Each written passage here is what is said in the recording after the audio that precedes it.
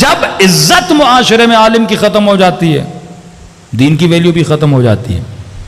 پادریوں کے خلاف فلمیں بنائی گئیں، کلیساؤں کے خلاف فلمیں بنائی گئیں۔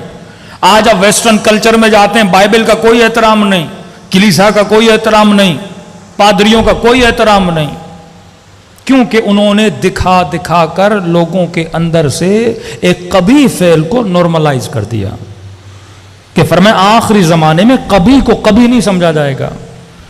آپ کے سامنے کوئی مثلاً خدا نخواستہ گالی دے، آپ پہلی بار بہت برا مانیں گے، دوبارہ گالی دے گا، تیسری بار گالی دے گا، 4 5 6 7 8 بار دے گا، آپ کے لیے وہ معاملہ نارمل ہو جائے گا۔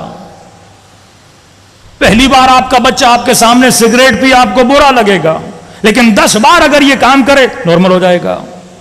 فور دا فرسٹ ٹائم اگر کوئی خاتون ٹی وی پر آئے اور دوپٹہ نہ پہنے یا کچھ لباس گندا پہنے، آپ کو برا لگے گا۔ بھئی پاکستان ہے، اسلامی ملک ہے، اسلامی موویز میں ایسا گانا آ گیا، برا لگے گا۔ 1 بار دکھائیں گے، 2 بار دکھائیں گے، 3 بار دکھائیں گے، 4 بار دکھائیں گے، اب نارملائز ہو جائے گا۔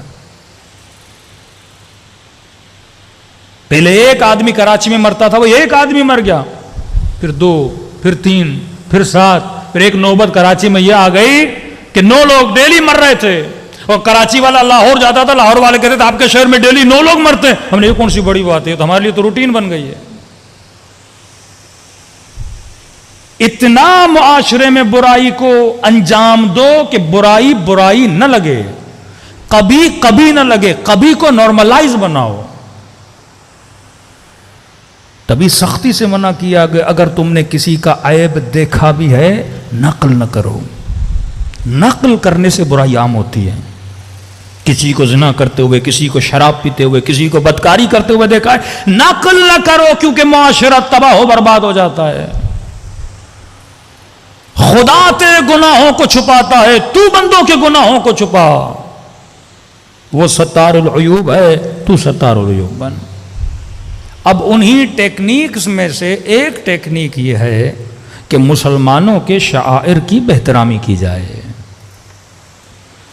ان کو بھی پتا ہے کہ مسلمان جلوس نکالیں گے، چلو 4 جلوس 5 جلوس، حکمرانوں میں تو ویسے ہی غیرت کا ٹیکہ ہے ہی نہیں، وہ تو کچھ کریں گے نہیں۔ 4 تبلیغی جماعتیں، 4 دیندار لوگ جلوس نکال لیں گے، پھر اپنے آفیسز میں مشغول ہو جائیں گے۔ پہلے کوئی تصور نہیں کر سکتا تھا رسول خدا کا کوئی کارٹون بنائے، بہترامی کرے رسول گرامی کی۔ 1 بار بنایا، 2 بار بنایا، 3 بار بنایا، 4 بار بنایا، اب آپ کے لیے کیا ہوتا جائے گا؟ نارملائز ہوتا جائے گا۔ بچوں کے ذہنوں میں، جوانوں کے ذہن میں آئے گا، اچھا رسول کا کارٹون بنا، ہاں، مقدس پروری ختم ہوتی جائے گی۔ 1 بار اس کتاب کو جلائیں گے، 2 بار اس کتاب کو جلائیں گے، 3 بار اس کتاب کو جلائیں گے۔ جب یہ کام بار بار ریپیٹ ہوگا تو کیا ہوگا؟ تقدس آپ کی نسلوں کے ذہنوں میں کتاب کا کیا ہو جائے گا؟ ختم ہو جائے گا۔ بھئی کتاب کتاب ہے، کتاب کتاب کی طرح جل گئی تو کیا ہو گیا؟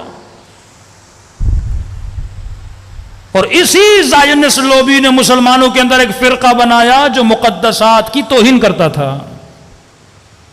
ایک ہی جڑ ہے، ایک ہی رگ ہے۔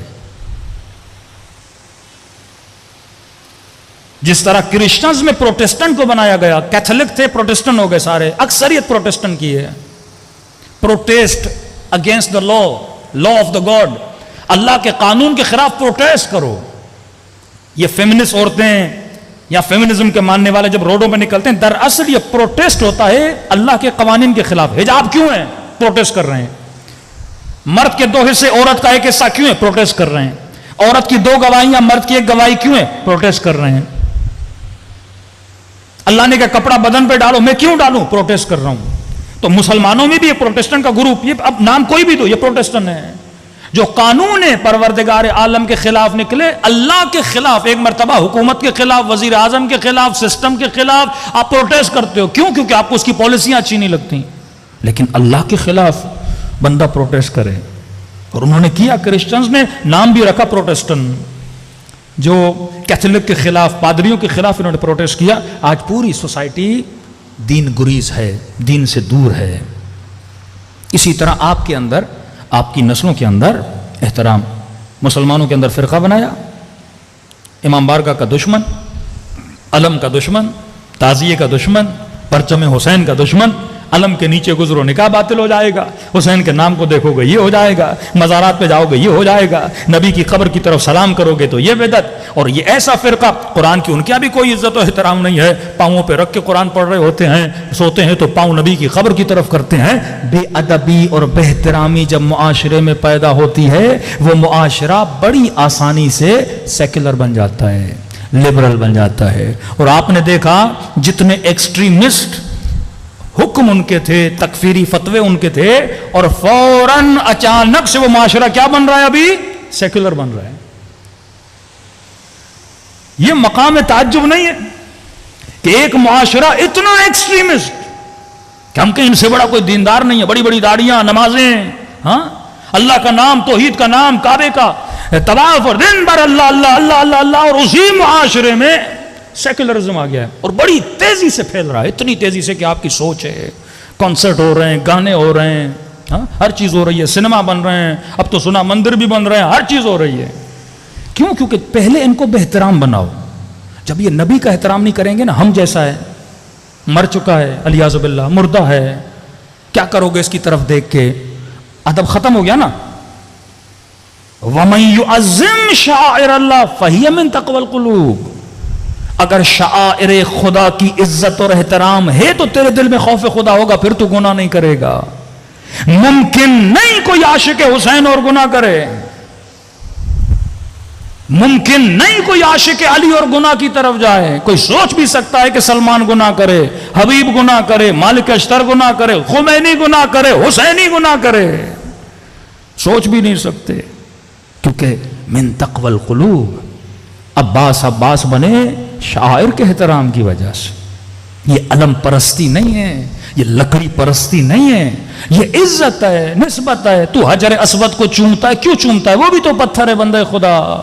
نسبت خدا سے، سعی صفا و مروہ کرتا ہے۔ ان پہاڑیوں میں کیا رکھا ہے؟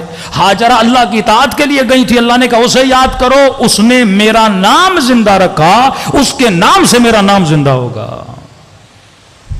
حسین نے خدا کا نام زندہ رکھا۔ تو یہ ایک سازش ہے۔ آج آپ پروٹیسٹ کریں گے، قرآن جلایا گیا سویڈن میں، اس سے پہلے ڈنمارک میں، لیکن عوام سے زیادہ حکمرانوں کا کام ہے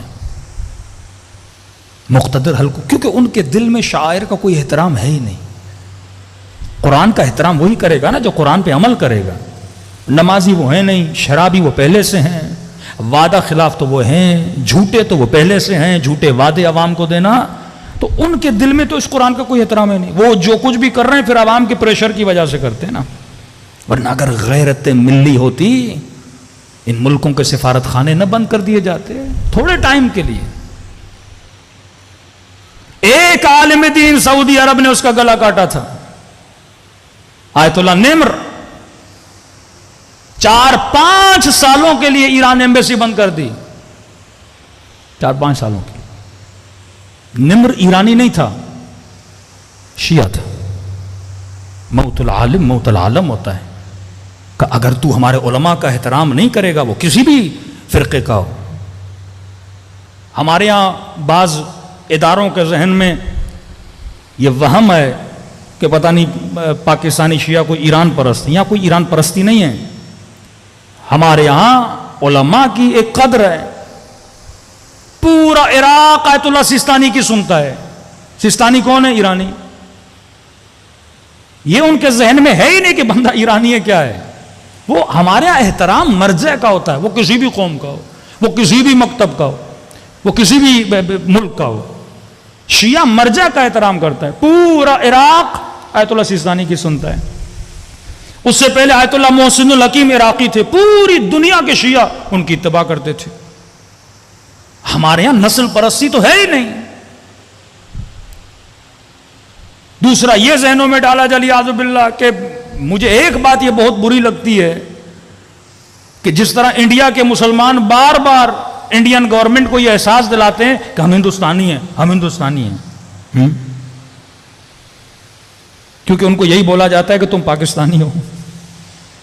اور یہ چیز مجھے یہاں محسوس ہوتی ہے کہ ہمیں کیوں بتانا پڑتا ہے کہ ہم پاکستانی ہیں، ہم حب الوطنی ہیں۔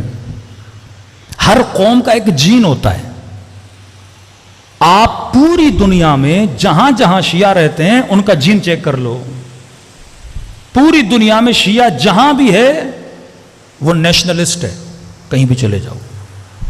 ایرانی شیعہ بے انتہا اپنے وطن سے محبت کرتا ہے. عراقی شیعہ بے انتہا اپنے وطن سے محبت کرتا ہے. لبنانی شیعہ بے انتہا اپنے وطن سے محبت کرتا ہے. عراق کا سنی اتنی عراق سے محبت نہیں کرتا. لبنان کا سنی اور کرسچن اتنی لبنان سے محبت نہیں کرتا, کیونکہ جتنی جانیں لبنانیوں نے لبنان کے بچانے کے لیے دی ہیں کسی اور لبنانی نے نہیں دی ہیں. جتنی جانیں شیعہ عراقیوں نے عراق کے بچانے کے لیے دی ہیں کسی اور شیعہ نے نہیں دی. آذربائیجان کا شیعہ جتنی آذربائیجان سے محبت کرتا ہے وہاں کا کوئی اور مکتب والا نہیں کرتا.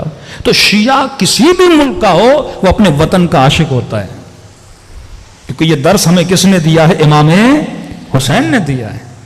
آپ ایک فرقہ ایک جگہ پہ شیعہ نہیں دکھا سکتے جنہوں نے اپنے وطن کے ساتھ بغاوت کی. اب وہ چاہے شیعہ انڈیا کا ہو, انڈین شیعہ بھی ہندوستان سے محبت کرتا ہے, کیونکہ یہ چیز فرش ازا سے ملتی ہے کہ جس مٹی پہ رہتے ہو اس مٹی سے بغاوت نہ کیا کرو.